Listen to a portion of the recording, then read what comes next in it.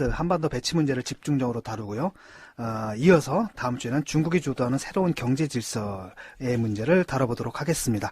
오늘 사드 문제 아주 샅샅이 발라서 오늘 우리가 보리굴비를 먹었거든요. 점심으로. 비싼 건데 그거. 예, 굉장히 비싼 겁니다. 샅샅이 발라 먹었습니다. 보리굴비 발라 먹듯이 샅샅이 발라서 여러분과 나눠주실 분이 이 자리에 나오셨습니다. 작년 7월이죠. 시진핑 추석 방한 때 이 자리에 출연하셔서 한중일 삼국지를 실감나게 분석해주셨던 바로 그분. 월간 디펜스 21 플러스 김종대 편집장님 오늘 다시 모셨습니다. 안녕하세요. 안녕하세요. 어서 오십시오. 예, 반갑습니다. 예, 요즘 어떻게 지내십니까? 바쁘실 거예요, 요새 진짜. 사드 문제 때문에 그렇죠? 군사 전문가를 아예 매개 살리려고 작정한 것 같습니다. 지금 뭐 미국에 커넥션 있는 거예요? 아니 글쎄 그 감사장이라도 보내야지. 네. 사실 이런 거 아니면 메뚜기도 한철이지 제가 어디 가서 옷에 세우겠습니까? 뭐 지금 정부 때는 계속 철인 것 같은데. 앞으로 주구장창 시장이 열리면 저도 먹고 살 걱정을 조금 더 하니까 신용등급이 11%보다는 조금 낮아질 것 같아요. 여기저기서 방송 출연이라든지 아니면 뭐 강연이라든지 요청이 많죠? 그런데 저는 방송 안 나갑니다. 방송 오로지 안 팟캐스트만 주력하고 있고요. 예. 예, 그리고 제가 한 3, 40위권 팟캐스트에서는 이 사드 문제를 너무 많이 얘기했습니다. 예. 근데 이제 모처럼 1위권에서 얘기하니까 이제 민망. 네, 그래가지고 예. 기존에 했던 거 엑기스만 뽑아서 예. 오늘은 예. 역시 메이저 팟캐스트라. 예, 오늘 이걸 갖다 저 전문용어로 갈라쇼라 그럽니다. 오늘 사드 갈라쇼입니다. 네. 예, 우선 간단하게 사드 체계가 뭔지부터 이야기를 하고 그 진짜 이게 넘어가야 될것 뭔지 같아요. 모르는 사람이 많아. 사드가. THAAD잖아요. 예? 네. 그 뭐의 약자입니까, 그게? 이거 또 영어 해야 됩니까? 네. 그거 참 T는 터미널입니다. 이걸 조선일보가 시더라고 번역했는데 네. 무식이 고도로 발달하면 그렇게 쓸 시더? 수도 있습니다. 네, 옛날에 초기 명칭은 시더였어요. 이거는 군사용어로 전역이라고 번역이 되는데 그것이 아닙니다. 네. 여기서 터미널. 우리가 버스 타고 가다가 종점에 나오면 운전기사가 방송에 뭐라고 네. 합니까? 터미널 다 도착했습니다. 네. 이렇게. 그러니까 종말. 이거 종말이라는 종말이죠. 뜻이 됩니다. 마지막 단계. 네. 그 다음에 H는 하이. 그 다음에 A는 그 고도, 엘티튜드. 하이 엘티튜드. 예. 그 다음에 에어 디펜스. 지역 방어. 이렇게 하니까 방공. 종합하면 예, 종말 고고도 단계 고고도 방공. 요격. 예. 또는 뭐 방공. 시스템이라는 뜻이 됩니다. 예. 여기가 거의 끝판왕. 예. 그런 뜻이네. 끝판왕인데 예. 그런데 앞에 고고도란 수식어가 붙었어요. 제일 끝은 패트리엇. 그러니까 저기 지상에서 40km 상공까지는 예, 저고도로 그게 진짜 종말이고 요거는 이제 탄도 미사일이 그 대기권을 지나 가지고 미디엄 단계를 지나서 이제 하강이 막 시작되는 단계가 이제 종말 단계에 해당되는데 그 중에 첫 번째 고고도 예, 이렇게 요격을 한다는 뜻이 되니까 예. 패트리어트하고 사드는 아래 위로 짝을 이룬다고 보시면 됩니다. 사드는 위에서, 패트리어트는 아래에서. 아래서. 사드 다음 단계가 이제 패트리어트가 그렇습니다. 담당해야 될 저고도가 되는 거죠. 그렇습니다. 그런데 이것도 변화가 많은 게 옛날에는 아예 미사일 상승 단계 요격이 제일 유력하다 그랬어요. 예. 그건 레이저로. 그러니까 이렇게 떠오르는 걸 레이저로 딱 때린다. 이런데 이거는 뻥입니다. 예, 이제는 개발 안 합니다. 그 다음에 저기 그 중간 단계 요격 체계라 그래 GBI라는 게 있었고 이건 지상 발사 요격 체계 이런 게 있었고 또 SM3라고 스탠다드 미사일이라는 게 또 있습니다. 약간 복잡해지는데 그거는 이제 그 저 종말 단계 이전에 미디엄으로 막 올라가는 단계에서 인터셉트한다, 요격한다 이런 것들이 또 있었고. 근데 해보니까 별반 시원찮아요. 그러더니 요즘은 우르르 또 종말 단계로 다 몰려오셨습니다. 예. 그래서 여기서 한번 이제 끝장을 보자는 건데 이렇게 MD라는 것도 하나를 의미하는 게 아니라 이리 몰려갔다가 저리 몰려갔다가 그러다 요즘은 이제 대세가 종말 단계. 근데 실전에서 검증된 바가 있습니까? 실전은 아직 뭐 이게 저 대륙간 26 탄도미사일이 년째 발사돼야 뭐, 실전에. 실전에 일어나야 아는 겁니다. 예, 그거는 뭐 검증된 적도 없고요. 실험을 해볼 수는 있잖아요. 실험은 했죠. 예. 그래서 지금 11번 요격 시험을 해서 11번 성공했다고 이제 그 제작사인 로키드 마틴에서 홍보를 하고 있어요. 그런데 그 명중률, 요격률 이거 저 함정이 있습니다. 논리에. 이렇게 덩치가 큰 미사일, 중거리 미사일은 우리가 지금 북한에 노동 미사일이 있습니다. 그런데 이걸 지금 한반도로 쏜다 그래 이 난리가 난 거 아닙니까? 그러면 사드가 필요하다는 거 아닙니까? 근데 이건 한반도에 노동 미사일을 쏘면 좀 탄두가 큽니다. 대략 1톤은 넘을 걸로 예상이 되고 2톤 가까이 될 수도 있습니다. 탄두 무게가. 탄두 무게가. 그런데 사드에서 요격하는 거는 이게 높이 대기권 이상으로 올라가 그 사이에 3번 몸체가 분리가 되고 네. 마지막에 남은 캡슐이 열리는 게 4단계입니다. 그래서 너무 작잖아요. 여러분. 예, 뭐가 툭 튀어나와요. 6kg 정도 되는 그 작은 물체가 툭 튀어나와가지고 자체 추진으로 이제 우주에서 비행을 하는데 그게 한 초속 6km까지 속도가 나옵니다. 초속. 그러면은 이게 날라오는 탄두를 직접 때리는 히트킬이라고 파편이나 폭풍이 아니라 직접 맞춰서 격파시킨다 이 개념이거든요. 근데 저작건 2톤이고 요건 6kg이면은 이게 명중률의 현혹에 빠지시면 안 되는 게 탄두 무게의 70%가 탄피입니다. 예. 그러면은 핵물질하고 고폭탄은 안에 30%밖에 안 돼요. 이게 특수 합금으로 둘러싸여 있거든요. 요게 정통으로 맞아야지 삐뚤어 맞으면 어떻게 됩니까? 이맛박을 정통으로 때려야지 옆에 주변 머리를 삐뚤어 맞으면 아무데나 막 가는 거 아니에요? 그러니까 조금 바뀌는 것 뿐이죠. 그러니까 코스가. 부산으로 날라오던 미사일을 서울로 떨어뜨린다 이게. 그래도 기스는 갈 거 아니에요.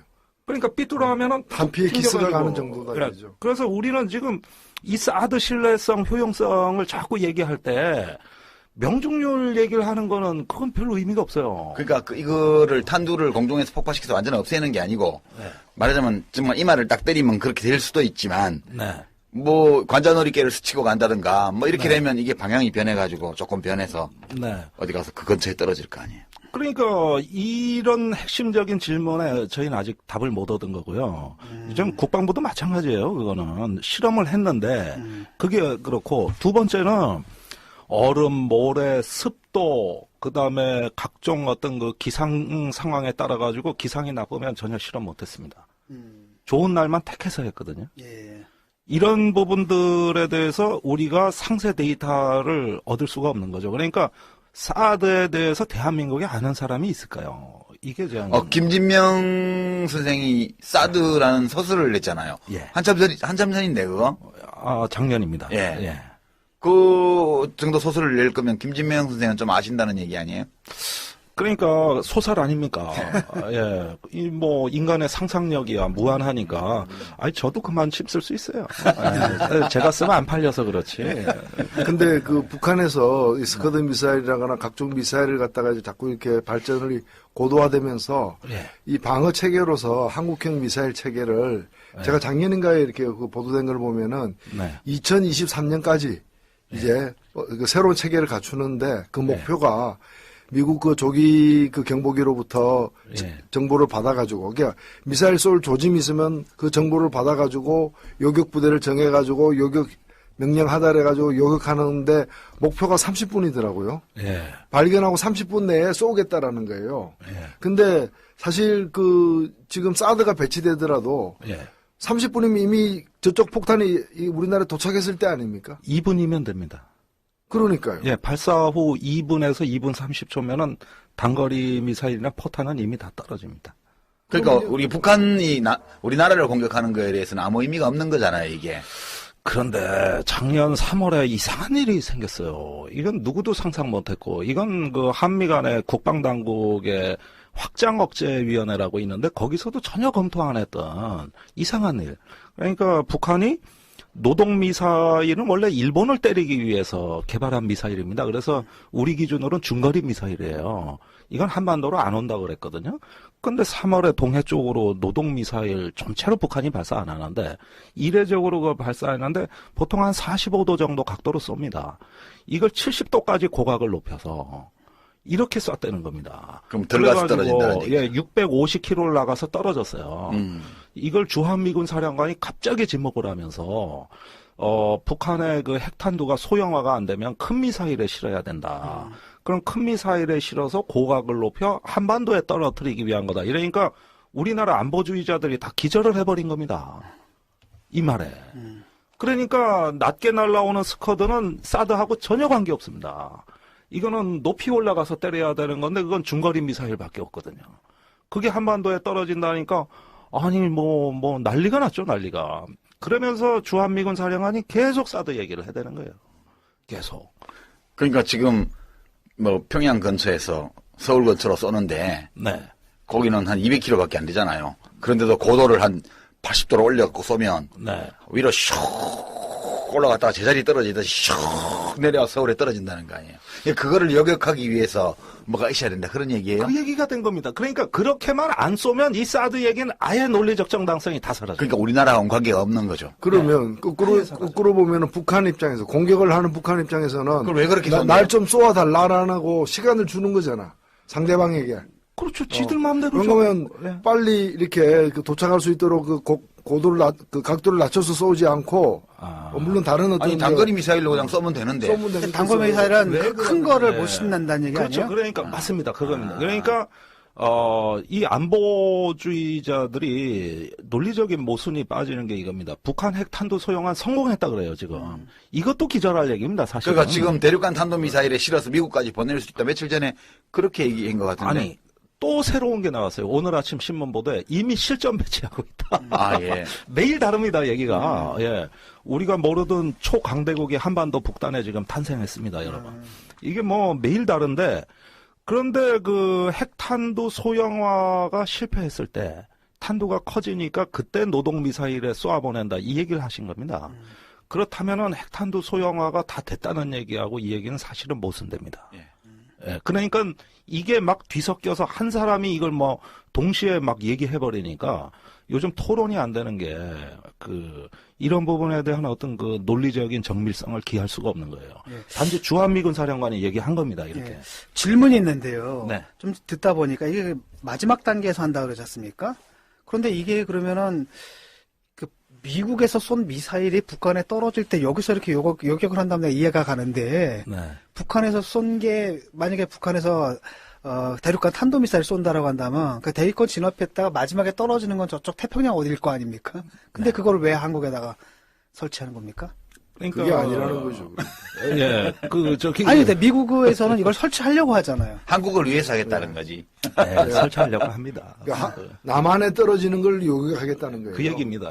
미국에서 계속 얘기하는 거는 남한에 남한 근데 아닌 미국에서는 예를 들어 그걸 설치하려고 한다면은 그게 뭐 나름대로 이유가 있어야 될 거 아니에요.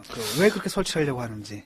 그러니까 사실은 뭐 크게 보면은 그 배경적인 이유, 구조적인 이유도 있습니다만은 그건 천천히 말씀드리기로 하고 현상적으로는 방금 설명드린 대로 북한이 핵탄두를 대형화해서 남한을 때리기 위한 새로운 전술이 나타났으므로 주한미군이 자기들 자위권 차원에서라도 이 사드를 갖다 놔야 되겠다. 한국 국민들 보호하겠다는 얘기는 한 적 없어요. 예, 그래서 갖다 놔야 되겠다. 이렇게 된 겁니다. 얘기가. 그러니까 우리는 주한미군이 갖다 놓는다는데 한국 안보에 도움이 되는 거 아니냐. 이렇게 이제 사방에서 특히 여당 대표 되시는 분들까지 동원해가지고 이게 하나의 신드롬을 일으키게 됩니다. 근데 이제 그러면 됐네요. 그러면 뭐 하든가 말든가 미국하고 한국이 상의해서 하면 될 텐데 중국이 왜 발칵발칵해요? 그거는 중국은 이런 측면을 보는 게 아니죠. 지금 어떤 세계에서 지정학적 변동에 우리가 정신을 집중해 보면 지난 한 70년 가까이 세계 질서를 주도해왔던 거는 핵 패권이었습니다. 핵무기 질서였어요. 누가 핵 억지력을 많이 갖고 있느냐가 곧 국제 질서였다고 해도 과언이 아닙니다.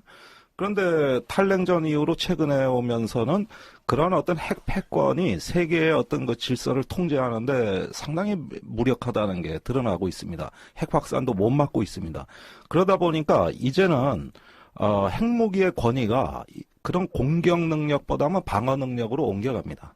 그게 바로 미슬 디펜스, 미사일 방어라고 하는 거거든요. 이것이 하나의 어떤 미국을 정점으로 해서 이건 미국에는 아무도 못 가진 기술이니까 중국, 러시아가 이 기술을 쫓아올 수 없거든요. 그러면은 핵무기의 독점적 지위보다는 이 방어 능력의 독점적 지위가 훨씬 더 미국의 비교 우위를 견고화하는데 유력합니다. 거기에다가 동맹국들이 이 기술을 공유함으로써 하나의 지금 어떤 핵무기로 형성됐던 어떤 패권 안정적인 질서를 이제는 이 MD를 통해서 실현하려는 대전환이 일어나고 있는 겁니다. 그러면 그렇게 되면 미국과 미 동맹국들은 그 적산국이 가진 핵 억지력을 부정할 수 있거든요. 거부할 수 있거든요. 그러면 전 세계 핵 질서라는 건 이제 존재하지 않는 거고. 그러니까 이제 우리는 MD가 있기 때문에 그 이름이 뭐 스타워즈든 뭐 사드든 페이트리엇이든 간에 우리는 적이 우리에게 쏘는 핵미사일을 방어할 수 있는 요격 시스템이 있다, 확실하게. 있다. 그럼 저쪽은 없다. 그러면 핵무기 갖고 있는 건 피차 마찬가지지만 네. 우리는 니들을 칠 수 있고 니들은 우리를 못 쳐. 그렇습니다. 지금 미국이 원하는 건 그거 아니겠어요? 그 전략적 우위가 세계 정치 군사 질서를 구성하는 하나의 기본축이라고 미국은 보고 있는 겁니다. 이것이 바로 질서의 핵심이고. 그래서 중국이 예. 그러는 거예요? 그러면 중국은 물론 핵무기는 얼마 안 됩니다. 불과 한 200여 기. 예, 그러면 미국이 가진 거에 뭐 거의 몇십 분의 1, 몇백 분의 1인데 그나마 그 핵무기의 어떤 억지력이 전부 거부되는 것이고 그렇게 되면은 이 핵으로 맺어진 국제 질서에서 상호 억지라는 이 전략적 안정의 기제는 파괴되는 것이다. 전략적 안정이란 건 뭐냐? 상호 억지가 됨으로써 전쟁을 예방하고 분쟁이 안 일어나는 건데 이 관계가 이제는 거부되고 우열 관계로 바뀌는 거죠. 그러니까 중국이 뭐 혹시 대륙간 탄도미사일하고 핵무기로 미국을 공격하고 싶은데 한국에 있으면 안 된다 이런 뜻이 아니고 네. 기본적으로 이 핵 보유를 둘러싸고 있는 국제 군사 질서, 그 정치 자체를- 질서, 역학 관계 자체가 네. 변화할 거기 때문에 그렇습니다. 그게 싫어서 지금 한국에 뭐 누가 오고 막 이러는 게 그것 때문이에요. 그렇습니다. 그래서 만약에 미국과 동맹국들이 그런 방어망을 구축하게 되면 미국 자신도 물론이지만 그 동맹국까지 중국에 더욱 공세적인 압박을 가하게 될 것이다. 그리고 중국의 어떤 그 떠오르는 중국을 차단하는데 아시아 국가들이 더 적극적으로 이제는 개입하고 이러면서 중국의 영향력을 차단하는데 동참하게 될 것이다. 이렇게 보고 있는 거죠. 실제로 그 중국이 이번에 처음 뭐 사드를 반대하는 게 아니라 사실은 그 똑같은 지금 말씀하신 똑같은 이유에서 그 미국이 주도하는 이제 그래서 한국이 동참하는 MD 체계 네. 자체를 반대했던 거 아닙니까? 그렇습니다. 예, 이거 자체. 예, 중국은 그러니까 일관되게 MD도 반대했고 따라서 그 연장선에서 사드도 반대하는데 네. 한국 정부는 예. 형식적으로는 MD에 대해서 동참한다고 아직 선언 안 했지 않습니까? 안 왔죠. 예, 안 한 상태고 물론 사드도 지금 사드를 갖다 도입하는데 찬성했다 얘기 안 한 상태이지만 네. 예, 그러니까 어찌 보면 중국은 일관성이 있게 MD 반대하고 사드 반대하는데 한국 정부는 MD를 그렇게 어찌 보면 미국에서 간접적 요구가 여러 차례 있었음에도 불구하고 중국이라는 여러 가지를 이제 생각을 해서 찬성을 안 했는데 이제 사드를 가지고 또 다시 왜 들고 나오는 겁니까? 사드가 그 배치가 되면 주한미군의 미사일 방어 시스템과 한국형 미사일 방어 시스템이 통합됩니다. 이거는 하나의 지휘 통제 아래서 구성이 됨으로써 이제는 MD망에 우리가 들어간다는 사실상 의미. 들어가게 되는 거죠. 예, 이 의미가 있고요. 그러는 과정에서 이제 미국의 정보 자산이라고 할 수 있는 인공위성, 그다음에 조기 경보 레이더, 그다음에 X밴드 레이더라고 하는 어떤 신형 레이더, 그다음에 이지스함에 구축된 스파이 레이더가 있습니다. 이 네 가지 정보를 여기 주한미군의 미사일 지휘통제센터에서 다 통합을 하게 되는 것이고, 이 통합된 정보는 미국의 연안에 있는 모든 군사력을 전부 감시망 안에 포괄하게 됩니다. 그렇게 되면은 우리 집 앞에 CCTV 설치하겠다는 얘기거든요. 그 대문에 우리 안방 들여다 보겠다는 거거든요. 이렇게 되면서 서서히 어떤 중국의 그 억지력을 갖다가 거부하게 되는 양상으로 가게 될 경우에는 더군다나 전 세계 미군 기지 중에 중국 본토하고 제일 가까운 곳이 우리 평택 미군 기지입니다. 여기가 미사일 통제센터가 될 가능성이 매우 높습니다. 근데 지금 김무성 대표는 뭐 북한을 핵 보유국으로 봐야 된다 이러면서 여기 맞장구를 쳐주고 있고, 네. 또 유승민 의원은 뭐 자기 지역구에 가져갈지 어쩔지 모르겠지만 그 양반이 대구 동구인가 예. 지역구가 예. 걷다가 그 시지 쪽에 되게 넓은 땅 아직 남아 있는데 걷다가 할래나 뭐 그건 모르겠지만 네. 여하튼 지금 사드 뭐 한국이 아주 사다가 그냥 설치해야 된다 이런 뉘앙스의 말을 하고 있잖아요. 네. 근데 그런 분들 입장에서 보면 우리 그냥 미국의 그 MD 체제 안으로 한국이 쏙 들어가면 좋잖아. 예. 그렇게 생각하는 거 아니에요? 그렇게 생각하고 하신 말씀이에요. 근데 예. 실제로 그런 그런가요? 아니, 지금까지 그 새누리당 분위기는 작년부터 미국의 MD망에 빨리 들어가자는 얘기였어요. 그걸 뭐 공식적으로 표현만 안 썼다 뿐이지. 그러니까 제가 멍청한 질문을 하는 모든 건데, 조작을 멍청한 예. 질문을 하는 건데, 그러면 좋지 않아요? 이게 멍청한 질문이라고 전제를 하고. 아니, 좋은 거 아니에요? 아니, 그거 미국 저는- 팔 아니, 오케이. 금속으로 들어가는 제가 건데. 이렇게 질문을 해볼게요. 아까 그 아니, 내 질문이 맞다니까. 그 질문하고 연결돼 있어요.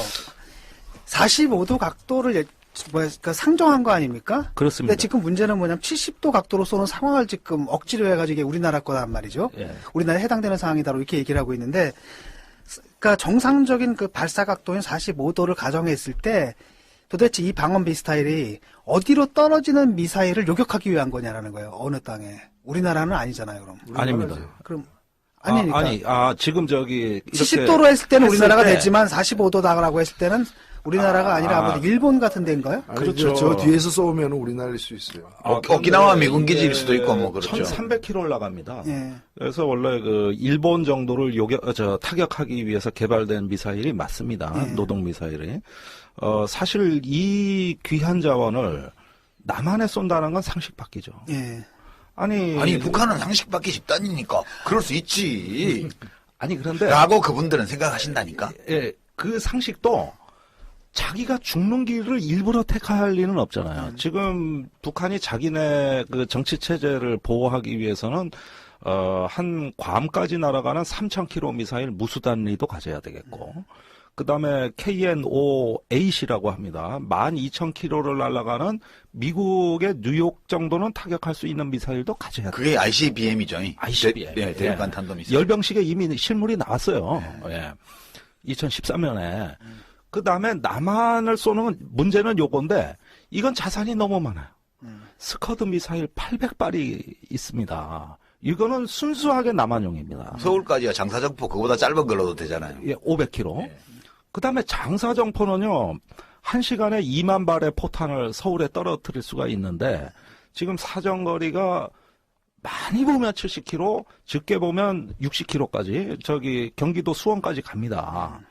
그 다음에 최근 또 개발한 게 300mm 장사정포가 2013년에 또 나왔습니다. 180km 나갑니다. 그러니까 그 브레이드 할 때 등장한 그거죠. 예, 계룡대 평택. 예. 예, 그 뭐 종이로 만든 모조 포면이 아니냐 논란 많았던 그겁니다. 그런데 실물입니다. 그러니까 이런 정도가 이게 전부 남한용 자산입니다. 이게 전부. 그게 이제 재래식 무기잖아요. 다. 재래식. 그러니까 지금 말씀대로 한다면은 사드를 배치해서 그 사드 그 배치하자는 사람들이 주장하는 대로 핵탄두 이 미사일을 갖다가 막는다면은 북한은 꼼짝 못하는 게 아니라 다른 스커드 미사일 등 또 다른 여러 재래식 무기를 가지고 그 상당한 피해를 주는 선제 공격을 할 수도 있는 거고. 지 마음대로. 그리고 그거는 못 막는 거 아니에요. 아니 대한민국을 공격하려면 재래식 무기로 하지 왜 핵무기로 해요? 그러면 그러니까. 지들이 적화 통일해가지고 남한 점령하면 어디다 쓰려고 그거를. 그렇죠. 그런데 자, 사드를 발사하는 상황을 보면은 우리나라 전쟁 계획에 유사시에 미국에서 전투기 3,000대가 오게 돼 있습니다. 물론 뻥이지만 계획상으로는 유효합니다. 남한의 전투기가 또 400대가 있습니다. 일본도 비슷합니다. 3,000대의 전투기가 와글와글 하는 데가 한반도 상공인데 요 사드를 한 방 쏠려면 다 길비켜야 돼요.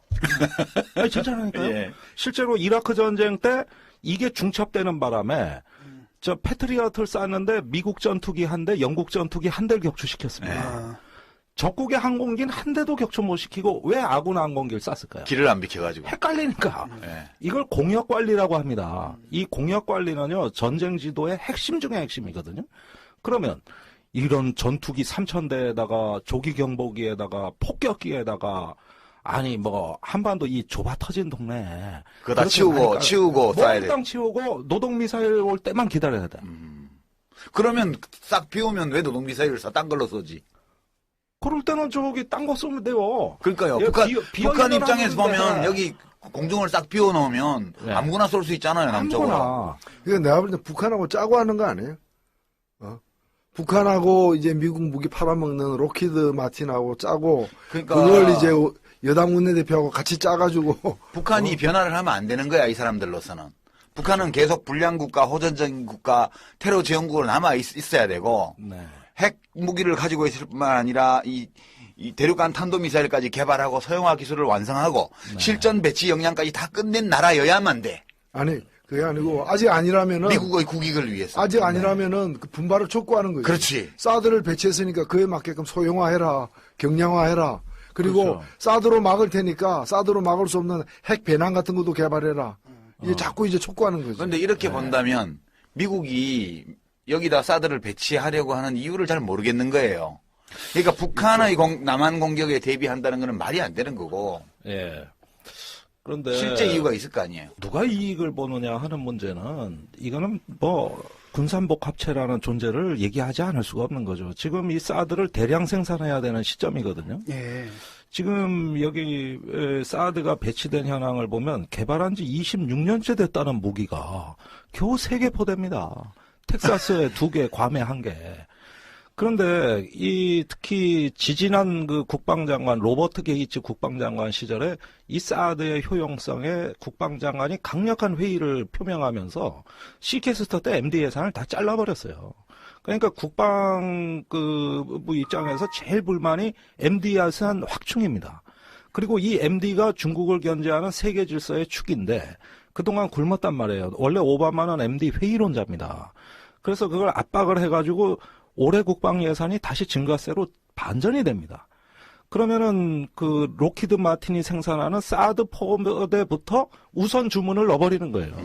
그 올해 2개 포대가 새로 생산이 되고 내년에 2개 포대가 또 추가돼가지고 지금 7개 포대로 이거를 확충을 시키려는데 문제는 공급이 수요를 만든다 이겁니다. 이렇게 어떤 늘어난 사드 포대를 어디선가의 전략적 요충지에다가 이것을 배치해 놓음으로써 그것이 이제 그 발휘하는 어떤 군사적 위용이랄까 전략적 가치를 인정받아야 된다는 절박한 처지입니다. 이게 한두 푼 드는 무기도 아니고 이 많은 예산을 투입하는데 그다음에 올해 발간된 미국 합참의 국가 군사 전략서에 아예 중국 견제를 그냥 제1번 전략 목표로 박아버렸어요. 아예. 예. 그리고 그런 중국 견제의 어떤 군사적 역량은 이 MD에서 나온다고 누구나 보고 있는 겁니다. 그런데 그 중에 핵심 무기가 바로 이 사드가 되는 것이고 중국의 최전방의 전략적인 기지로 전진 배치되어 있는 그래서 이건 전진 배치된 전략 자산이라고 이제 명칭이 돼 있는데 사드의 어떤 주한미군 기지에서의 성공적 운영 이 부분이 전략적 가치를 갖고 있다고 보는 거죠. 이건 사실 일반인들의 어떤 직관과 상식으로는 조금 이해하기 곤란해요. 그렇지만은 하나의 미국의 그 국가 전략, 군사적 이익의 핵심을 미국 스스로 이렇게 설정해놨다는 맥락에서 보면은 이것을 배치함으로써 얻어지는 이익은 뭐겠습니까? 전략적 주도권입니다. 그런데 미국 입장에서는 그런데요. 예. 그러니까 이제 계속 멍청한 질문이에요. 야, 거기 맞춰가지고 우리나라가 그 수우산 아래로 탁 들어가면 네. 우리 좋잖아라고 말하는 이 논리. 네. 이거 혹시 무슨 문제가 있나요? 그러니까 군사적인 논리만 보면 저는 그 논리 맞다고 봅니다. 사드보다 더한 것도 많이 갖다 놓으면 좋은 거 아닙니까? 그렇죠. 핵무기도 갖다 놓고, 예, 미국이 갖고 있는 거 다 갖다 놓으면은, 아니, 이렇게 빵빵하니, 이런 근육질의 이 우람한 사람이 옆에 있는데, 어떤 잡도둑 놈이 우리 집을 넘보겠습니까? 그러니까요. 예, 아무리 북한이라도 그렇지.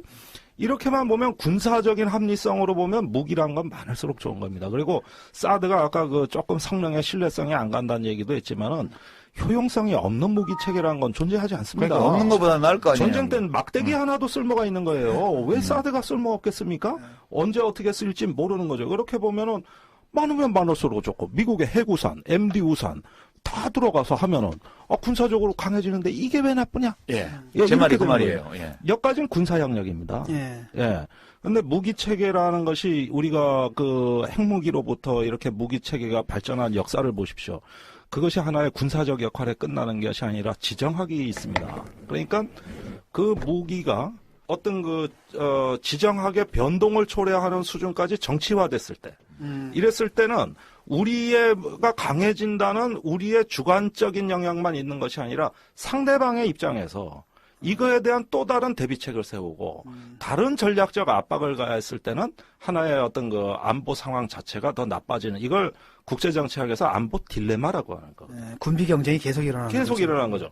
그래 되면은 북한은 사드를 돌파하기 위해서 더 많은 또 핵을 또 미사일, 만들어야 되고. 더 다양한 핵을 갖게 될 것이고 또 중국이 여기에 개입하게 들어올 것이고 그러면 그 안보 부담을 또 관리해야 되는. 그러니까 이제 이런 쉽게 것들을- 말하면 이런 거죠. 뒷골목에서 애들이 싸움할 때도 처음에 재크나이프 들고 나올 때는 상대방도 나이프 하나 정도, 연필깎이 칼 이런 건데 내가 야구방망이 갖고 나오면 저쪽에 쇠파이프 들고 나오겠죠. 아니 명동에서 저기 다 주먹 갖고 깡패들이 싸우는데 어느 날 칼 들고 한 놈이 나오면 급한요. 하루아침에 개판됩니다. 다들 칼 들고 나오게 되는 거예요. 예. 그래 거기까지는 좀 참으려고 그러는데 어떤 놈이 이제 총을 들고 나와 보십시오. 이게 질서가 어떻게 됩니까? 전략적 안정이 무너지는 거 이게. 그러니까 명동이 옛날에는 주먹만 왔다 갔다 하는 동네였는데 음. 이제는 막 총이 난사되는 동네로 바뀐다는 얘기 아니에요. 그러면은 그건 깡패들한테도 이롭지가 않습니다. 그러니까 그런데 지금 사드 배치가 예. 그 미국의 공식 입장입니까? 아닙니다. 그러니까 지금 이 소동이 벌어진 이면에는 한미 간의 합의된 정부 입장과 다르게 주한미군 사령관 한 명이 떠들어대는 이것의 이 국면이 다 벌어졌다고 해도 과언 아닙니다. 예, 그러니까 제가 진짜 드리고 싶은 말씀이 예. 이게 미국 국방부 장관도 전 국방부 장관은 반대했다 그러는데 예. 예를 들면 MD 체계 같은 걸 네. 그 국무부가 줄곧 보면은 이제 미사일 방어 체계에 대해서 굉장히 그 소극적인 입장을 택했고 심지어는 이명박 대통령 회고록 보면은 네. 그 미사일 규칙을 갖다가 이제 변경해서 한국이 보유하고 있는 미사일 사정거리를 갖다가 이렇게 800km, 1000km로 늘리는 것도 미국 국무부가 계속 반대해가지고 힘들게 자기가 따냈다. 예, 예. 이렇게 자랑하고 있는 대목이 있던데. 지금도 마찬가지죠. 예, 예. 그 이제 그런 입장에서 보면 예를 들면 외교까지 고려하는 국무부와 예. 그냥 이제 국방력 자체만 고려하는 미국 국방부가 입장이 같을 수 없는 거고 네. 다를 수도 있는 거고 예. 그다음에 무엇보다도 과거에도 보면은 주한미사령관 입장에서야 사드를 전 세계에 이제 3개 내지 4포대를 신규로 배치한다 할 때 그중에 하나를 갖고 오고 싶어 하겠죠. 그렇죠. 자기 예. 부대 그리고 또 로키드 같은 데서 또 그런 식으로 또 로비를 갖다가 예. 또 했을 수도 있고 근데 그럴 때 결국 미국 입장도 정해지기 전에 네. 미국의 일각에서 그런 얘기를 할 때 한국의 또 일각에서 특히 한국의 국방부와 또는 한국의 이제 철없는 여당 예. 이런 데서 이렇게 맞받아 쳐가지고 일을 오히려 만들어가고 있는 만들어가고 있는 좀 그런 좀 조짐이 있는 거 그러니까 아니에요? 박근혜 정부에 큰 부담을 얹었어요. 우리나라 보수 세력이 새누리당도 마찬가지고 그것도 군사 전문가들이 주도한 게 아닙니다. 한나라 새누리당의 김무성. 유승민, 원유철, 김무성 이런 분들인데 그분들 전략가도 아니고 군사 전문가도 아닙니다. 그 사람들이 군사 전문가면 저는 유엔 사무총장이에요. 그럴 만도 한 거 아닙니까? 예. 그런데 막 아마추어식으로 이걸 쏟아낸 겁니다. 그런데 그렇게 되면은 한국뿐만 아니라 미국도 지금 고심에 빠진 게 작년에 윌리엄 워크라는 미국의 국방부 부장관이 이걸 정리했습니다. 하도 논란이 심하니까. 자, 첫째, 사드는 너무 중요한 전략 자산이기 때문에 미 국방부 결정 사항이 아니라 오바마 대통령 결정 사항이다. 거의 핵무기에 버금가는 그 의사 결정이 필요하다고 했고, 예, 미국의 국방장관 핵에 대해 아무 권한도 없습니다. 이건 대통령의 무조건 고유 권한입니다. 사드가 바로 그렇다 그랬고요. 그럴 정도로 중요합니다. 둘째, 주한미군 사령관이 배치해달라는 요청이 있어서 작년 5월에 러시아와 중국을 우리가 만났다. 그래서 한반도에 배치하는 문제를 실제 협의했다. 근데 반대하더라.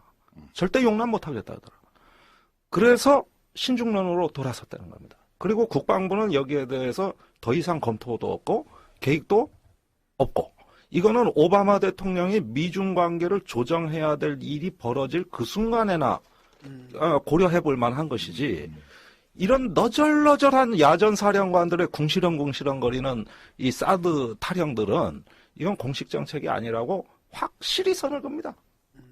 그런데 그 뒤에 또 나와요. 그러니까 지금 상황이라는 게 주한미군 사령관이 한마디 딱 하니까 한나라당의 이상한 사람들이 같이 널뛰면서 한나라당, 새누리당의 의원 몇이서 같이 널뛰면서 종편에서 떠들어대고 지금 이런 상황인 거죠 지금. 레포드 대사 그러니까. 피습에 아. 이어서 새누리당에서 네. 이 작년에도 논란이 됐던 묵은 과제를 한 번 더 끄집어냈고 끄집어내자 사드 배치의 필요성을 갖다가 마치 그 병문안 갈 때 우리가 뭐 그 과일도 들고 과일 가고 들고 뭐 통조림 들고 그 가고. 통조림 들고 가듯이 황도 그런 통조림 들고 가듯이. 그런 통조림으로 통조림 맛있어요. 예. 이걸 좀 꺼낸 측면이 있는데, 꺼내자마자 제가 눈여겨봤던 것은 뭔가 하면은 정무특보로 새로 임명된 친박으로 알려진 윤상현 의원이 즉각 반박 성명을 냈어요. 그렇습니다. 사드 불필요하다. 그리고 바로 그 다음날 이정현 또 의원이 또 같은. 진짜 개판이네, 완전히. 이인재도 거기. 나서고. 예. 아니, 근데 이제 당대표, 뭐 하는 겁니까? 당대표, 원내대표가 이야기를 하는데, 그 당 현역 이 재선 의원이 대통령의 정무특보 타이틀을 달고 앉아가지고, 당대표, 원내대표가 하는 말에 대해가지고, 막 들이박는, 무슨 이런 당이 있어? 그러니까 유정회죠, 그게 유정회. 비박계네. 그러니까 새누리당 내에서도 비박, 왜냐하면 친박 사람들은 이제 대통령한테 부담을 주고 싫은 거야. 그렇습니다. 근데 이제 비박 애들이 지금 설치는 거죠, 지금. 그렇죠. 그래서 그런 정파적인 차이도 여기 이 문제로 인해서 드러났고요. 뭐 유승민 대표 물 먹는 게 이거 한 건만은 아니지 않습니까? 여러 건 있죠. 근데 요건은 얼마나 모욕적이냐면 당정청 협의회에서 사드 얘기를 하겠다고 아예 선언하고 유승민 대표가 갔어요. 그랬더니 청와대 경제수석이 뭐라 그러냐 하면은 그 문제는 여기서 답변할 사람이 없으니까 아무도 없습니다. 딴데 가서 얘기하시고 이러는 거예요. 그러니까 야 새로 선출된 원내대표 아닙니까? 그런데 어떻게 그렇게 물을 먹이고 이걸 또 언론에 공개한 다음에 그런 다음에 친박 정무특보를 시켜가지고 의원총회에서 완전히 엿을 먹입니다. 그러니까 이건 뭡니까? 그 당내 정파적인 차이도 있지만은 사드에 대해서 네 아마추어 니들이 뭘 알아? 이러면서 한 방, 두 방. 아니, 그러면 그런 얘기 하기 전에 미리 청와대에서 정무수석 통해가지고 중요한 정보를 원내대표하고 당대표한테 제공을 하고 미리 조율을 해야 될 거 아니야. 그게 아니, 안 되는 왜 거지. 남의 당 걱정하세요? 아니, 그것이 안 이제- 되는 건 그 사람들 사정이 있는 아니, 거예요. 근데 거기 대한민국 정부잖아요. 대한민국 대통령이 소속 정당을 떠나서 최소한 대한민국 정부면 대한민국 국민 평균적인 입장에서 생각할 때 말이 되는 얘기를 해야 될 거 아니야. 물론 뭐 내 살림은 아니지만 네. 아무리 나무 살림이라도 그래도 어느 정도 사람 사는 이치에 맞게 해야지. 이게 근데 뭐냐고. 그게 이제 그런 측면도 있는 것 같아요. 좀 전에 그 얘기를, 말씀을 좀 듣고 보니까, 그러니까 친박과 비백의 이른바 쉽게 말하면 주도권 경쟁이죠. 그렇습니다. 왜냐하면 예. 그 보수층들을 상대로 해가지고는 사드 뭐 이렇게 떠드는 게 유리하거든요. 예. 뭐 안보하고 북핵 막 떠들 때 이러는 건데 이제 문제는 뭐냐면 친박계 같은 경우는 지금 정권을 움직여야 되고 그러려면 고려할 변수가 많죠. 중국 봐야 되고 러시아 봐야 되고 다 봐야 되니까 함부로 얘기를 못하는 부분이 있고 그렇죠. 예. 그걸 예를 들면 막 치고 들어오니까 이제 괘씸해가지고 물 먹이는 거고 물 먹이고. 이런 상황이는 거죠. 야, 아니, 암호 장사를 하는데 경쟁적으로 하고 있는 거고. 아니, 그러니까 내놓고 그렇게 하면 안 되는 거고. 청와대 정부 입장에서는 그 평소에 그렇게 잘 당정 관계를 관리를 해서 필요한 정보를 제공을 하고 이렇게 해야지 무슨 국가 운영을 이렇게 해. 나 그게 진짜. 이제 다원적 민주주의를 하고 있는 거죠. 근데 전 재밌는 게 이제 조갑재 씨라고 아주 극우적인 견해를 가지신 분이 사드를 찬성하지 않아요. 그래요? 그래요? 않고 이 사드가 얼마만큼 비효율적인가를 갖다가 지적을 하면서 이거 가지고 안 된다. 그분은 진짜 국가 안보를 핵무기를 가져야 걱정하는 된다. 아니, 나는 이분이 정답이라고 봐. 다만 핵무기를 가질 수 없으니까 우리가 다른 평화적으로 풀자는 건데 이분은 이게 예리하게 본 것 같아요. 예, 사실 핵에 대한 억지력은 핵밖에 없죠. 이건 핵을 왜 절대무기라고 합니까? 방어가 불가능하기 때문이에요. 그러면 보복하는 핵밖에는 다른 대안은 없는데 저런 어떤 그 정통 안보주의자들이 이 사드를 보면 우스운 거예요. 사실은 핵 억지력에는 한국의 핵이나 미국의 핵이나 억제력. 그 다음에 보완책이 뭐냐 하면은 선제 공격입니다. 그러니까 핵미사일을 쏘는 징후만 보고 미리 타격하는 거. 이것이 킬체인입니다. 국방부가 얘기하는 거죠. 그러면은 이런 것들 외에는 대안이 없다고 해왔는데 사드라는 그 정체 모를 방어 무기를 갖자고 하니까 이 정통 안보주의자들이 보기에는 이거는 차차선도 안 되는 하나의 좀 뭐 유약한 좀 궁색한 안보 논리라고 볼 법도 한 거죠. 예. 근데 좀 근본적인 면에서 지금 진행되고 있는 일에 대한 생각을 좀 말씀을 드리면 난 좀 웃긴다고 생각해요. 이 모든 소동이. 왜냐하면 이게 정말 이제 주한미군 사령관이나 미국의 일부 군산복합체 이익을 대변하는 지난 보수 정부 때는 공화당 정권 때는 이게 전부 네오콘들이었잖아요. 그렇습니다. 이른바 예. 북한을 불량국가로 지목하고 테러 지원국으로 묶어놓으려고 그러고 한반도에서 불안한 정세를 조성해서 무기를 팔아먹고 이렇게 하는 자들이잖아요. 네. 근데 우리 입장에서 이렇게 보게 되면 아니 우리가 두 차례 남북 정상회담 기록이나 이런 걸 보면 사실 정치의 임무는 총칼을 안 쓰게 만드는 거잖아요. 네. 그러니까 한반도에서 전쟁 분위기가 조성되지 않도록 하고 네. 북한이 굳이 핵무기를 개발할 필요가 없도록 만들거나 네. 또는 이미 개발한 핵무기를 포기하도록 만들거나 이렇게 하는 것이 정치 외교의 정도잖아요. 예방 외교라고 합니다. 그럼요. 지금 말씀하신 거. 예. 그러니까 그거를 할 생각을 안 하고 예.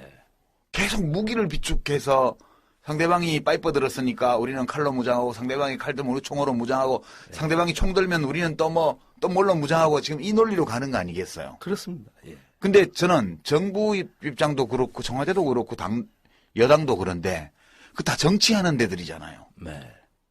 그러면 이런 군사적인 문제는 군사적인 차원에서 논의하더라도 근본적으로 이런 논란이 필요 없게 되는 한반도의 정세를 조성하기 위해서 우리가 뭘 할 거냐 이걸 고민을 해야 그거 맞는 거 아니에요? 난 좀 코미디 같아 이 모든 상황이.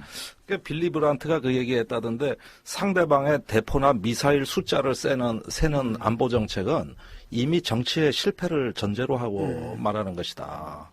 정치가 성공하면은 상대방의 대포나 미사일 숫자 세는 거는 정말 부차적인 일이다. 근데 오늘날 남북 관계는 안보 논리가 다 주도하고 있어요. 모든 군사 논리가 남북 관계의 모든 이슈를 이미 다 점령했습니다.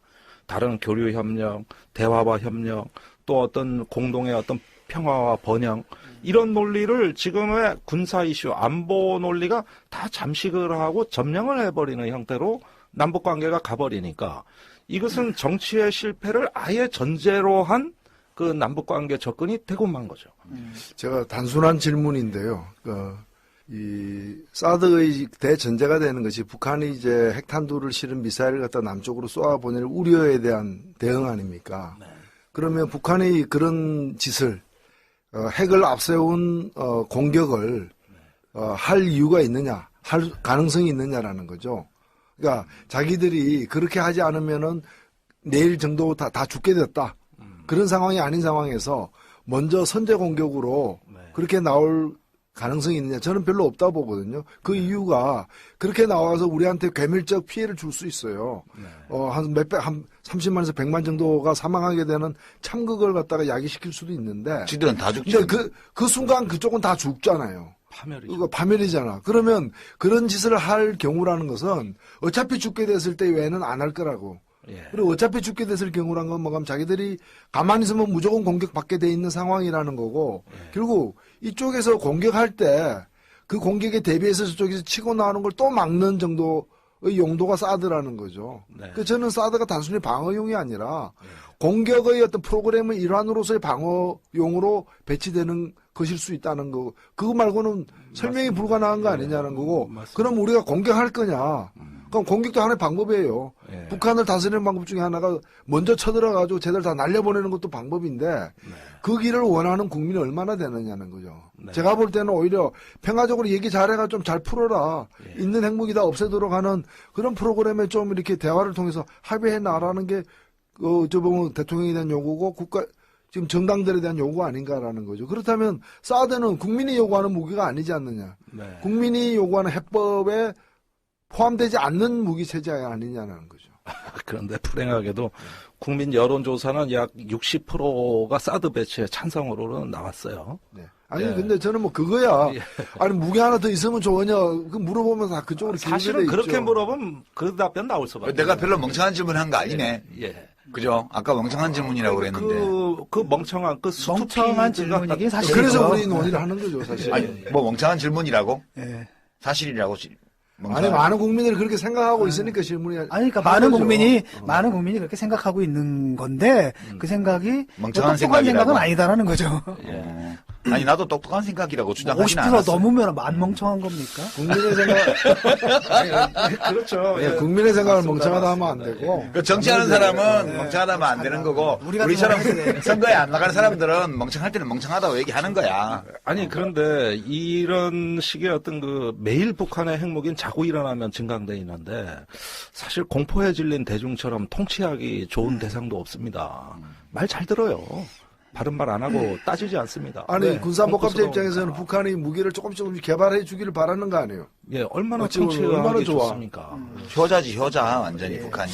잠깐 제 얘기를 좀 정리하자면은 일단은 두 가지 견해가 있죠. 사드가 배치되면 북핵 위협이 크게 낮아져서 우리가 가장 큰 혜택을 본다. 이런 이제 견해가 있는가 하면 반대로 이거 뭐 글로벌 호구 프로젝트다. 사드는 북핵 위협을 방어하기 위한 목적보다도 중국 연안이나 러시아 극동함대에서 일본으로 쏘는 중거리 미사일을 막는 용도다. 근데 그 돈을 왜 우리가 내느냐, 그 비용을. 이런 얘기가 있고. 사실 반응도 중국, 러시아에서 굉장히 오히려 북한보다도 훨씬 더 강하게 반발하고 있지 않습니까? 아이고, 이거는 지금 시진핑 국가주석이 직접 관리하는 의제예요. 네. 주석이. 그래요? 그럼요. 이거는 저 밑에 군사 전문가들 말은 들을 필요도 없습니다. 중국의 시진핑 국가주석. 거기서는 이미 정치 문제가 돼 있는 거네. 중국에서는. 아니, 정상회담 의제로 삼아버리지 않습니다. 작년 7월에 박근혜 시진핑 정상회담 때 아예 그냥 까놓고 얘기하잖아요. 그 얘기가 이 얘기가 나왔어요 그때 이미. 직접 시진핑 얘기를 했어요. 반대한다고. 그리고 국가 주석이 한반도 사드 배치를 용납 못하겠다는 걸로 이미 의견 통일을 다 직접 주도했고 각 부처에 이미 다 이것에 관한 임무를 맡겨놓은 상태고요. 그 다음에 8년 만에 중국의 장찬희양 국방부장이 한국에 왔습니다. 올해 2월입니다. 예, 얼마 전에. 사드 때문에 온 거예요. 왜 왔겠습니까? 이것 때문에 온 거예요. 이것 때문에. 그래서 한민구 국방장관한테 직접 똑같이 얘기합니다. 중국의 우려를 이제 존중해달라. 이겁니다. 그 다음에 외교부 부장조리가 또 왔습니다. 그래가지고 외교부 가서 또 똑같은 얘기를 합니다. 아니 이건 중국의 이제는 의견이 아니라 국가 정책이에요. 좀 이례적인 예. 외교적으로 아니, 보면 좀 이례적인 일이죠. 지금까지 중국이 한미동맹 반대한 적 없습니다. 한 번도 뭐 한미동맹에 대해 가지고 이건 뭐 중국 대중국용이니까 안 된다 이 얘기 한 적 없습니다. 이거 한 건이에요. 이거 한 건이고 여기에 지금 그 중국이 달라들고 있는 저 분위기는 여차해서 일이 잘못 풀리면은 중국이란 국가의 속성이기도 합니다만은 이거는 보복까지 염두에 둔 거거든요. 보복이라면 어떤 보복을? 그건 알 수 없어요. 경제보복이겠죠, 주로. 경제도 있고요. 국제사회에서 한국의 편을 들어주는 애정을 철회하는 거 하나만으로도 한국엔 타격이 됩니다. 외교적인 수단도 있고. 외교적인 수단도 있고. 그건 강대국의 옵션은 선택지는 굉장히 많은 거거든요. 지금 경제적인 면에서 보면 교역 규모라든가 네. 그다음에 이제 부가가치 창출액이라든가 또 인적 교류의 범위라든가 이런 걸 보면 이제 미국보다 중국과의 관계가 더 지금 비중이 훨씬 크잖아요, 우리나라가 미국, 이미. 일본 다 합쳐도 중국밖에 안 중국보다 예. 못하죠. 이제 그런 상황으로 돼 있고 지난번에 이제 한참 된 일이지만 마늘 분쟁이라든가 이런 소소한 사건에서도 예. 중국 쪽에서 이제 무역 제한 조처를 가볍게 액션을 취하는 것만으로도 한국 정부가 다 사실상 무릎을 꿇었거든요. 그때 마늘도 그랬고. 그게 원래 한국 정부의 정책이 타당한 거였냐 아니었느냐 논란이 있지만 타당성 여부에 대한 논란은 차치하더라도 어쨌든 한국 정부가 한 액션에 대해서 저쪽의 리액션이 가볍게 왔을 때 우리가 감당이 안 돼서 이제 그걸 철회하는 일들이 한 2번 있었는데 만약 중국이 이 사드 배치와 관련해서 한국에 대해서 일종의 경제 제재 이걸 한다면 꽤나 심각한 상황이 자, 생기지 우선요, 않을까요? 이런 토론이 제가 알기로 모든 언론 방송에서 다 했던 건데, 저는 우선 박근혜 정부가 정말 사드 배치를 용인할 것이냐, 첫째. 둘째, 용인했을 때는 어떤 문제가 발생하는 거냐, 이건데, 대부분 두 번째 문제만 얘기를 많이 하시는데, 그 우선 전 단계에서. 용인할 거냐? 박근혜 정부 사드 배치 못 합니다. 아, 예. 아니, 안 해요. 자기 지지율 관리에도 버거운 정권이에요. 그리고 무슨 통 큰 결단, 아무리 안보 문제라 그러지만 박근혜 정부가 할 수 있을 것 같습니까? 사실 이 논의는 좀 엉뚱합니다. 제가 이 사드에 관한 논쟁을 다 이렇게 둘러봐도 아니 대한민국 국군 통수권자가 결심 못하는데 저 주한미군 사령관이 떠들었다고 이 난리치는 비정상성을 한번 보자 이거죠. 한미연합사령관입니다. 대통령 부하예요. 그러니까 연합사령관이죠. 미국 대통령 부하도 되고 한국 대통령 부하도. 그런데 국군 통수권자 입장을 저렇게 곤란하는 부하가 자기네 나라도 아니고 남의 나라 와서 새빵살이 하는 주제에 자기 맘대로 떠들어? 이러면 옛날 노무현 대통령 시절 같았으면 미국에 대사 보내가지고 저 사령관 바꿔달라 그랬어요. 아, 그래요? 실제 그런 일이 있습니다. 비비벨 사령관 시절에. 예. 그때 그 비비벨 사령관이 퇴임 후에 한국에서 마치고 와서 군생활 30년 중에 이런 경우 한국에서 처음이었다. 이런 수모 처음 당했다.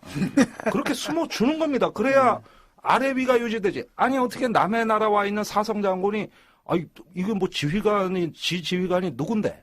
아래 위가 없어요. 아래 위가. 이게 우리 사회 비정상성입니다. 그런데 박근혜 정부는 결심 못합니다. 아니 박근혜 정부뿐만이 아니라 그 다음 정부까지도 사실 결심 못해요. 예. 치정학을 고려해야죠. 근데 지금 뭐 언론을 보잖아요. 그럼 슬슬 무슨 기정사실화하는 이런 보도들이 나와요. 예를 들어가지고 뭐 중국을 설득하기로 했다. 그러니까 선 배치 후 설득이다. 그거 실제로 그 윤병세 외교부 장관도 저 KBS인가요? 거기 나와가지고 하는 얘기가 처음에는 뭐냐면 일단은 3노죠. 그러니까 요청도 협의도 결론도 없다. 하지만 미국에서 요청했을 경우에는 NSC의 종합적 판단을 내린 다음에 그다음에 중국 설득을 하겠다. 이런 로드맵을 제시했단 말이죠. 네. 이런 게 뭘 의미하는 걸까요?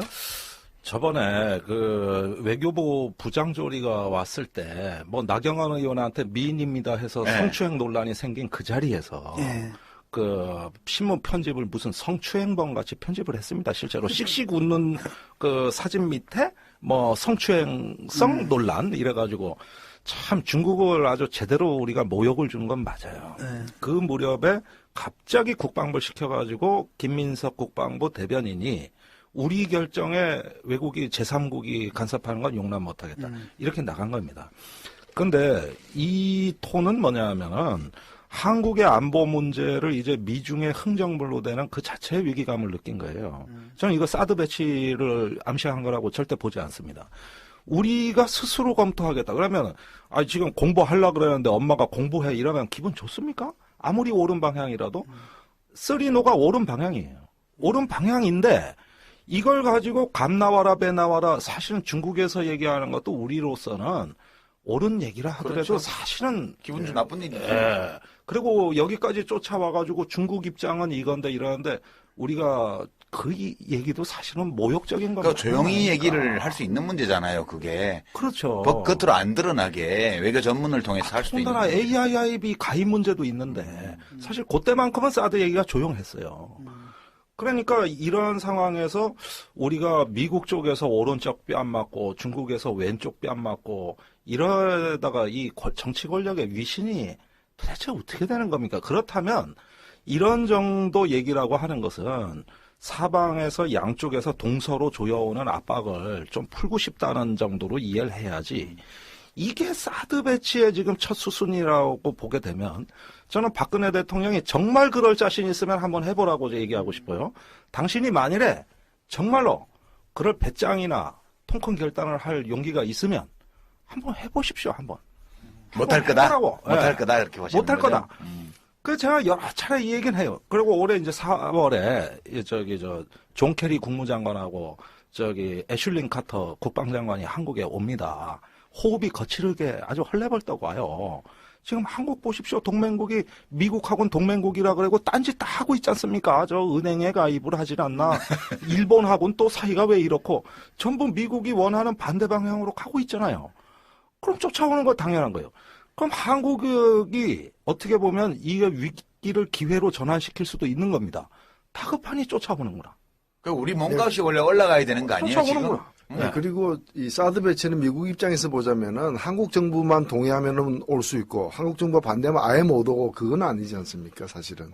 그것도 이건, 아니에요. 예. 그거 다 그러니까 더 중요하게는 그 중국하고 곳곳에서 어떤 경우에는 러시아에 대응하기 위해서 중국과 미국이 손잡아야 될 때도 있고 네. 다양한 사안들이 이제 발생하고 있는데 이 한 건으로 중국하고 크게 한번 붙어볼 거냐 네. 그런 전략적 의미가 있느냐라는 게 또 미국의 판단에 깔리는 아니, 거기 때문에 윤병세 쉬운 일이 아닌 거죠. 장관 말이 안 되는 게 그러면 한반도에 사드를 배치하는 게 만일에 중국이 설득을 당한다면 그 설득을 하는 당사자는 누가 될까요?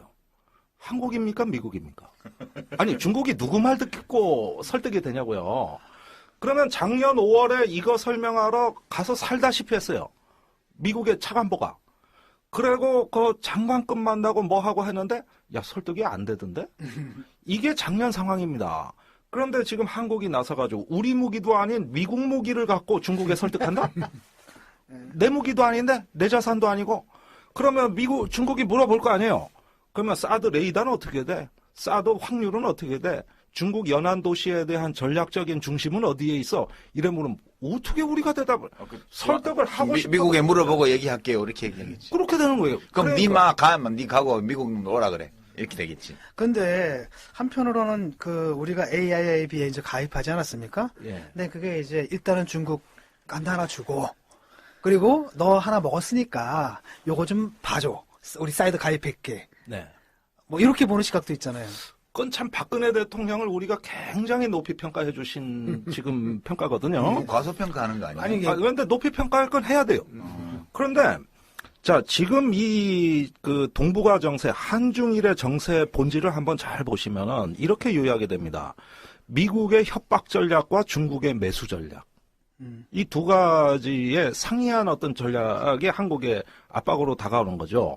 미국의 비교 우위는 군사력에 있고 지금 중국의 비교 우위는 경제에 있습니다. 공교롭게 그렇게 됐습니다. 어떻게 일부러 짜기도 쉽지 않은데 이렇게 됐습니다. 그러면은 미국은 북한 핵이라는 위협이 가중됐다는 걸 매일 언론에 터뜨림으로써 한국에 대한 어떤 협박 전략을 하고 있는 것이죠.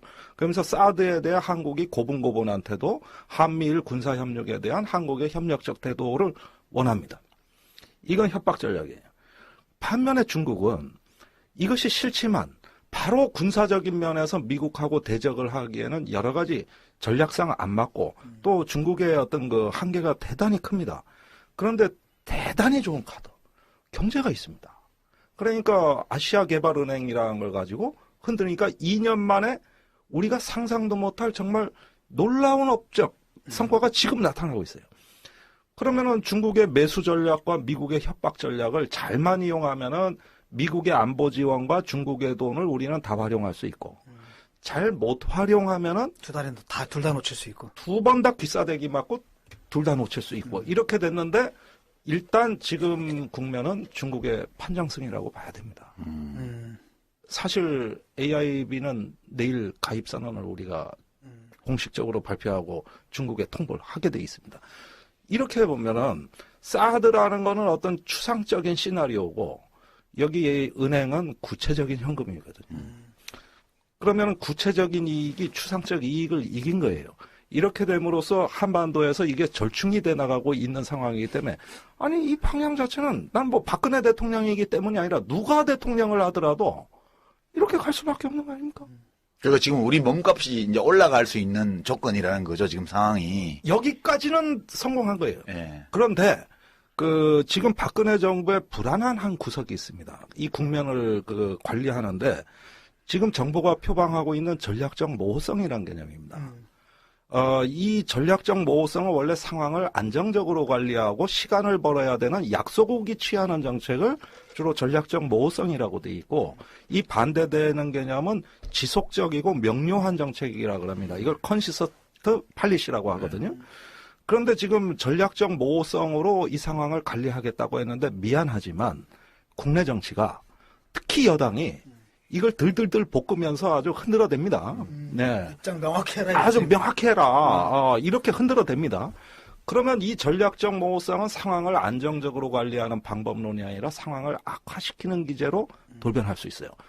중국은 아니 여태 북한 핵 문제에 한국 입장 편들어줬다. 지난 4년간 우리 니들 많이 도와줬는데 알고 보니 미국하고 다른 짓 하고 있구나. 우리를 적성국으로 만들려고. 여기에서 일단 재난. 두 번째 미국은 아니 아시아개발은행 가입하고 사드 문제에 대해서도 마치 미국의 MD를 신뢰 안 하는 듯한 태도를 동맹국이 이렇게 보여줄 수 있냐. 사실은 상처를 입어요. 지금 이런 토론도 미국 대사관이 전 듣고 있다고 보는 게 이 사드에 대한 신뢰성, 효용성 문제를 얘기하는데 미국이 제일 상처받고 있습니다. 쏟아본 돈이 얼만데 이런 것들 사실 상처를 받고 이게 레이건 대통령 때 스타워즈 했던 그때부터 시작된 거 아니에요? 30년간. 예. 그러니까 사드 도입하자고 얘기하는 사람들 때문에 사드에 대한 불신이 가중되는 그렇지. 예, 그런 상황인 거죠. 심지어 미국 합창 마틴 템프시가 한국에 사드 얘기하러 오다가 중간에 말을 걷어가 버리지 않습니까? 또 효수님 이선이 사드가 사스가 됐어. 사스. 그러니까 지금 이 옛날 대중화, 서중화 그런 거 생각나요. 예. 중국에서는 성리학이 맛이 다 갔는데 이미 끝났는데 양명학이 다 정복해갖고 이제 이 학문 조류가 다 이미 바뀌었는데 그 몇백 년 뒤에 조선에서는 여전히 성리학이에요. 예. 그것처럼 그러면서 이제 우리 사대주의 하는 거를 소중하라고 우기면서 온 거 아니에요. 예. 그러니까 우리나라 이 주류 보수 세력의 뿌리 깊은 문화적 전통이 네. 오버하는 거야. 이 종주국에 대해서. 네. 오버하는 사대주의 그런 게 있어요. 예. 옛날에 중국에서 중국 황제 사실이 오면 평소에 임금님한테 우리 조선의 임금님한테 로비해갖고 잘 안 되던 민원 예. 이런 걸 확 싸들고 전부 중국 사신한테 가서 엎드려가지고 예. 선물 바치고 줄 서고 저 이력서 넣고 이래가지고 문제 해결한 적이 많다는 거 아니에요. 지금 종편이라든가 조중동 이런 데서 사드 문제 가지고 떠든 걸 보면 예. 이게 무슨 자기들은 박근혜 대통령 도와준다고 그러는데 도와주는 게 아니고 지금 완전 대통령하고 정부를 그냥 공경에 몰아넣고 있는 거 그러니까 아니에요. 삽질을 해도 왜 삽질을 하는지는 알고 삽질을 해야 되는데 무조건 좋은 건 줄 알고. 본인이 알고 있는 게 삽질인 줄도 모르고 다만 이런 거지. 우리는 사드 찬성에 너희 반대하지. 그래서 그렇지. 그럼 종북이고 안보에 대해서 관심 없는 세력이고 국내 정치의 반미고. 얕은 시각으로만 보기 때문에 세상이 어떻게 흘러가고 있는지 큰 질서는 어떻게 지금 대응하고 있는지는 모르고 있는 거죠. 청와대에서 좀 관리 좀 잘해야 되겠네. 여당하고 종편을. 아니, 그래, 관리를 잘해야 되는 게, 사실은 3월 25일 날 미 상원 세출하원위원회라고 있어요. 여기에 미국의 국방부에서 내부 보고서 하나를 제출했는데, 사드가 아직은 성숙 단계가 아니라는 얘기입니다. 그러니까 미국도 사드에 대해 가지고 이건 진화하는 단계, 진보하는 단계지 성숙 단계가 아니라고 본 것이 한국으로 건너면 이건 완성된 무기 체계로 바뀌어 있단 말이에요. 이게 이제 그 KBS인가? 예. 그 보도가 일주일 전에 오늘 났네. 뭐라 그랬냐면 미 국방장관실 소속 마이클 길모 미사일 운용 시험 평가국장이 상원 군사위원회 전략분과위원회에 제출한 서면 진술서에 나오는 얘기인데 네, 네. 100% 물론 요격은 했는데 사드가 극한 온도와 충격, 습기 등을 견디는 자연환경 실험에서도 결함을 보였다. 사드가 적절하게 운영되려면 이런 문제를 꼭 해결해야 한다. 날씨 좋을 때만, 날씨 좋을 때만. 아니, 아까 말씀하신 대로 11번 요격 시험을 했는데 그 중에 4번은 날씨가 나쁘다고 취소했습니다. 그러면은 안개 끼고 구름 끼면 그러면은 북한은 앞으로 비 오는 날만 전쟁하시면 된다. 근데 얘기는 그러니까 사실 예. 그 무기 체계상으로도 준비가 안 된 것이고 오바네. 외교적으로 여러 가지 면에서 그러면 설치해도 되는 거예요? 아, 중국이 걱정 안 해도 아니, 되는데. 그러니까 지금 새누리당 당지도부하고 이 종편 이런 데는 진짜 오바네, 보니까. 오바도 보통 오바가 아니지. 아니 저래다가 그러면 저는 야당이 그냥 배치하세요. 이래도 돼요. 극단적으로는. 예. 저기 그냥 뭡니까 그렇죠. 유승민 의원 대구까지 간다며 대구에다 하나 놓고 또 김무성 의원 부산에도 부산에다 하나 놓고. 서면 부산 남구. 이번엔 해운대 기장갑으로 갔나? 어디죠? 김무성 의원이? 영도. 영도. 영도다, 영도에다 하나 놓으면 영도 딸이 옆에 놓고. 부산 안 됩니다. 그러면은 보십시오. 이게 사드가요.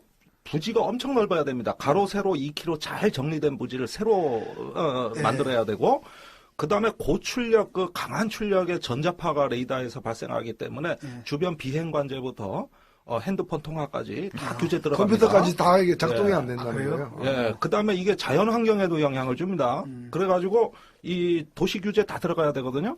그런데 공항에 갖다 놔야 되는데 부산하고 대구에 공항 주변에 미군 기지가 있습니다. 예. 그런데 지금 유승민 의원이 국방위 활동을 오래 한 이유는 그 공항 교회 이전시키려고 지금까지 국방위 간 거거든요. K2 공항이 자, 있어요. 요거 대구에. 물 건너갑니다. 그분이 입법하신 군용 비행장 교회 이전 특별법 그거 휴지 조각 되는 거예요. 그러니까 얼마나 애국자들이야. 자기 지역구 갖다 놓고 이렇게 했다는데 아니 서해도 서해 갖다 놓고 이러다가 김무성 대표는 이러다가 가덕도 신공항 부지에 인공산 만들어가지고 거기다가 사드 놓자고 얘기하는 거 아니야? 아이고 잘하셨습니다. 지역구로 가져가십시오. 아니 결론 나왔네. 그러니까 결국은 이게 별로 이렇게 실체도 없는 거네. 그러니까 깊게 말하면 주한미군 사령관이 한마디 뚝 던진 거를. 그러니까 태산명동의 쌓일필이야. 그걸 갖다 이제 새누리당의 비박계 의원들이 예.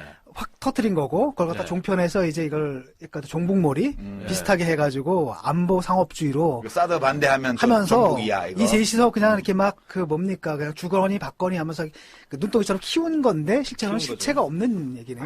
아니면 말고. 야, 우리가 진짜 그래서 유령 논쟁. 진짜 우리가 청와대 편 들어주고 있어, 오늘. 아니 맞아요. 청와대가 이 얘기를 하고 싶은 거 아니야, 지금?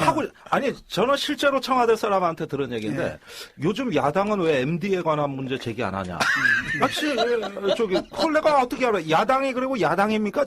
저기가 저기 외교안보 통일위 가보면은 야, 우리 오늘 백 PD 이거 파일 하나 청와대에 꼭 보내도록 해야 되겠어. 우리 정치 카페가 얼마나 공정하게 국익을 기준으로 이 청와대 청와대 지원 사격이지. 청와대를 지원 사격을 지금 청와대를 지원 사격한 거야. 사실 청와대는 예스든 노든 이런 문제에 대해서는 얘기 안 해야 되는 그렇지. 부분이잖아. 네. 그렇지. 하면 할수록 사실 안 좋은 거잖아. 우리가 대신 말해준 우리가 거야. 대신 말해준 거예요. 말해주는 거죠.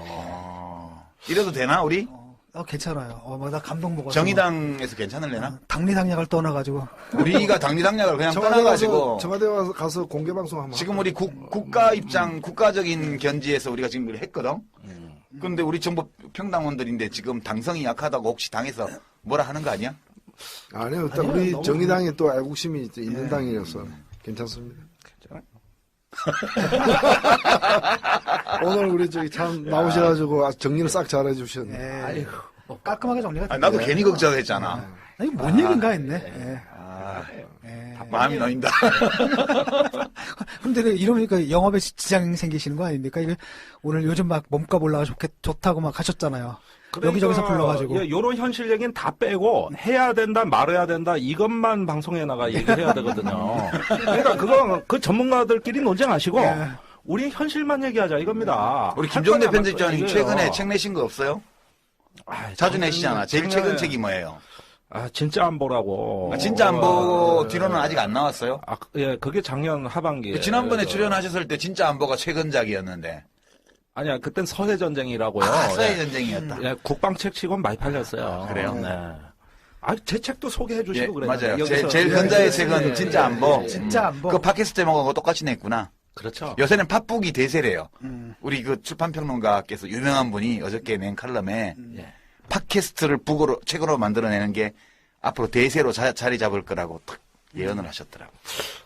그런 좋은 정보를 주시네요. 예. 실은 그게 노유진의 정치 카페 책 나온 거 보고 말씀하신 건데 아. 옛날에 이제 블로그에서 블룩이라 그랬대요. 블룩. 블로그북. 그런데 이제 그 시대가 지나고 이제 그 팟캐스트 팟북? 팟북이라는 것이 떠오르고 있다. 사실 제가 낸 책도 팟북이거든요. 팟북의 상당히 선구적인 작품이 이제 저 진짜 안 보나 이런 거잖아요. 예, 그렇죠. 예. 예. 한 말씀만 딱 드릴게요. 네. 만약에 정말로 동북아정세가 갈 때까지 가서 북한의 4차 핵실험이 전격적으로 단행되고 북한의 미사일 재진입 시험까지 이제 성공을 하면서 만약에 어떤 정세가 정말 엄혹해진다면 지금 얘기했던 것은 문제가 달라집니다. 그래요. 예, 그때는 달라집니다. 지금 상황에선 우리 정부가 이거 배치를 앞당길 이유가 없다는 거는 이건 분명한데 근데 어느 날 안보 상황이 이제는 우리가 이성적으로 관리하기에 관리 불가능한 영역으로 어느 날 이 한반도 상황이 갔을 때 그때는 이거 저항 못 합니다. 그렇죠. 예, 그 상황까지 안 가도록 하면서 관리해야 됩니다. 이거 아마 지금 청와대도 난 그렇게 바랄 거라고 봐요. 정치가 완전 실패하면 그렇게 갈 완전 수도 있죠. 실패하면 예, 그러니까 그 여지는 남겨놓고 우리가 아닌 건 아니라 그래야지 그것까지 그냥 뭐 다 고려하지 않을 언제 수는 어디서나 예, 타당한 예, 분석이란 있을 수 없는 거죠. 예. 맞습니다. 박근혜 대통령이 그 정도 영향은 있을 거다 그렇게 보시는 거잖아요. 예, 그러니까 북한의 의중에만 달려있다고 봐서는 안 되고 네. 그 북한과 대화를 하고 다른 어떤 길로 유도할 수 있는 그 어떤 비전과 능력이 있어야죠. 그걸 안 하고서 예, 쟤들 때문에 이럴 수밖에 없다라고 얘기하는 건 누가 못합니까? 그렇습니다. 그 상황이 간다면 저는 사드를 들여오기 전에 본인이 먼저 물러나요. 그렇잖아요.